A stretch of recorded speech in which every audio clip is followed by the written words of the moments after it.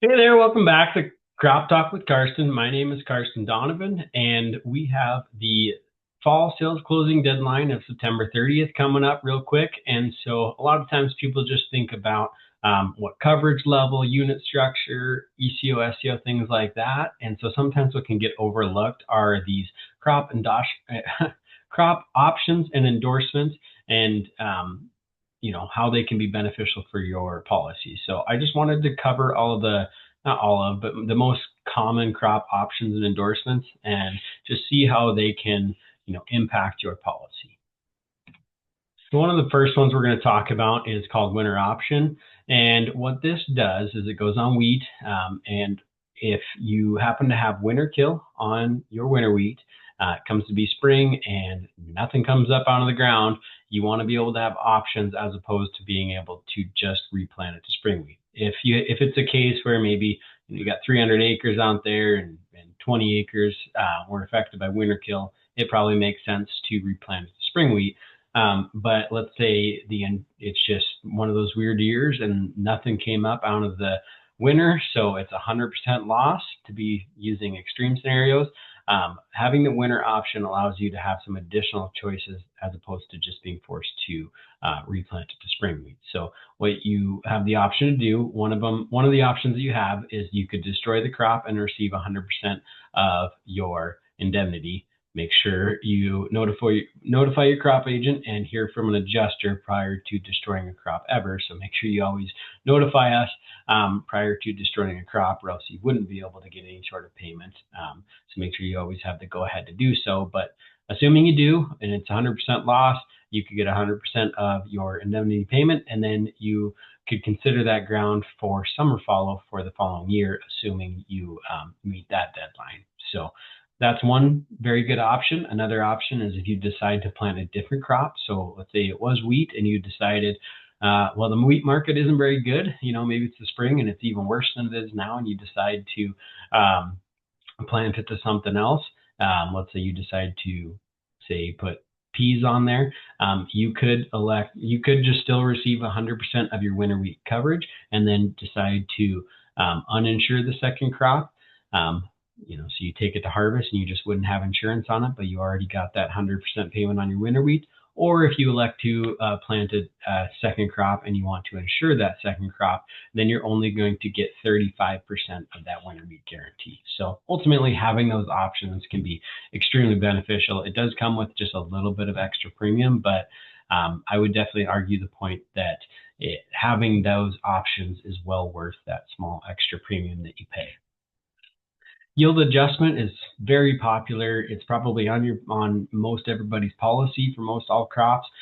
It's probably on there and they don't even know what it does. So what YA, yield adjustment, does is if you had a poor year, so let's just say the extreme of it was totally wiped out by hail and you were plugging in a zeroed out crop.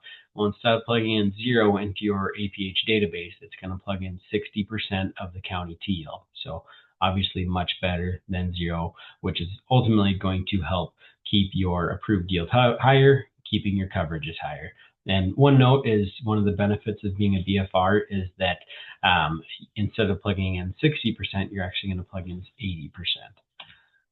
80%. Yield cup is another very popular option, and it's similar in the sense that honestly it's probably on most people's policy. They maybe don't even know exactly what it does. And what it does is that it prevents your APH database, your APH yield, from dropping by more than 10% in a single year. So for instance, your APH database being 40 for 25, it's not going to drop by more than 10% as long as you have this election for that unit or that crop for the 26 crop year.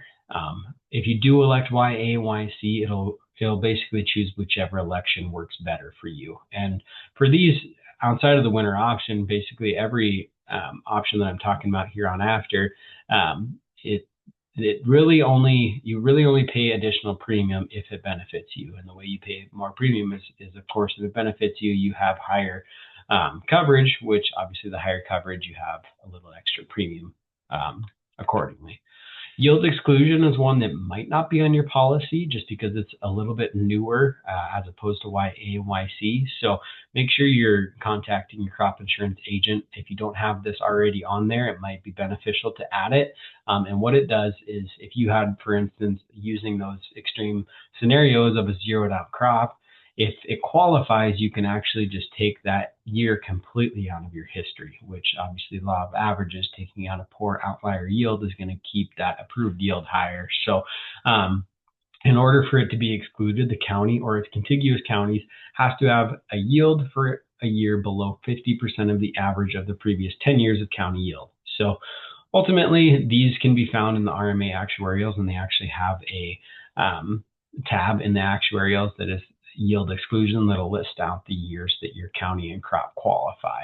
So ultimately, it's just designed to help keep your yield higher, which keeps your coverage higher. Quality loss is one that can be added, and it's not going to have any effect of, like, if you had it, for instance, in 25, we're seeing some of these quality issues. It's not going to affect the claim aspect of it, but what it can do is, let's say in 25, you had 1,000 bushels that you cut, and then once they factor that quality adjustment, it's then adjusted to 750 bushels, for example.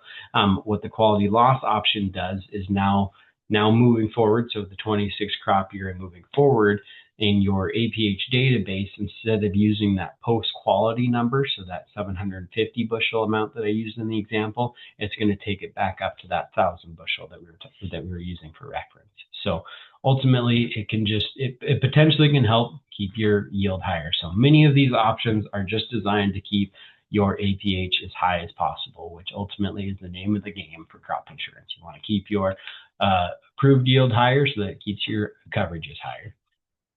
The contract price option is one that ultimately is relevant to organic growers. But if you are an organic grower, make sure that you look at each crop and look at your policy, look at each crop, and make sure that the CP, the contract price option, is elected on your policy. And the reason why is you want to have this is it allows you to use your contract price as opposed to the price set by RMA. And one big example of this, for instance, is there is no organic price in the actuarials for lentils, for organic lentils. So if you had organic lentils and you didn't elect this contract price option, but you had a contract price for them, you would be forced to use that 30-cent price that even the conventional growers had, but as opposed to if you had, for instance, a contract for, let's say, 60 cents, you could use that 60 cents as opposed to 30 cents as long as you have that contract price option. So obviously, I mean, that just doubles your coverage by doubling the price. So very advantageous to have that on your policy. If you, for instance, are partially organic and partially non-organic, you're not going to pay any additional premium on your non-organic policy to have the contract price on that crop. So you only pay for it if you use it. So one other note is that if you do, are lucky enough to have one heck of a great contract, there is a max contract price that can be found in the actuarials, and have seen it in the past where it's potential that a grower has a contract price higher than what the max contract price is. So you would be limited to that max contract price. A couple other available options that maybe aren't quite as popular but sometimes can be beneficial is the trend adjustment. And what that is, quick synopsis, I guess, is that there's a trend adjustment factor for each county and crop, and ultimately that factor then can help raise your APH database.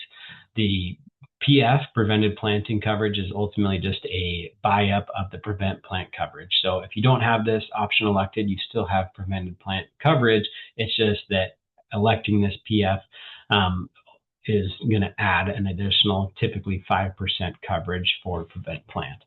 One other option that I didn't throw on the slides, but I guess is definitely worth mentioning, and the reason why I didn't add it is because mostly I'm just talking about the options that are applicable to wheat, because that's what you're ultimately, most importantly, trying to make an election for before the September 30th deadline. But one option that if you are a barley grower, make sure you take a look at the malt endorsement. It can be very, very, very helpful. So if you are a malt barley grower, make sure you take a look at that with your crop insurance agent. So you might be asking, when can I add these? And I already kind of touched on it, but again, you would need to make these elections for wheat prior to the September 30th deadline, assuming that you have winter wheat. If you're looking at adding these for some of the spring crops, such as dry peas, mustard, barley, it's not a bad idea to do it before the September 30th deadline, but you actually do have until the spring sales closing deadline of March 15th to be able to do so. So if you have any questions on them, please feel free to reach out. They are definitely worthwhile to at least take a look at and see if they impact your policy. So contact us, contact your crop insurance agent. If you have any questions, ultimately just want to make sure that everybody's aware of these things and they're taking full advantage of what's out there for them. So hope you guys have a great weekend. Thanks for joining us.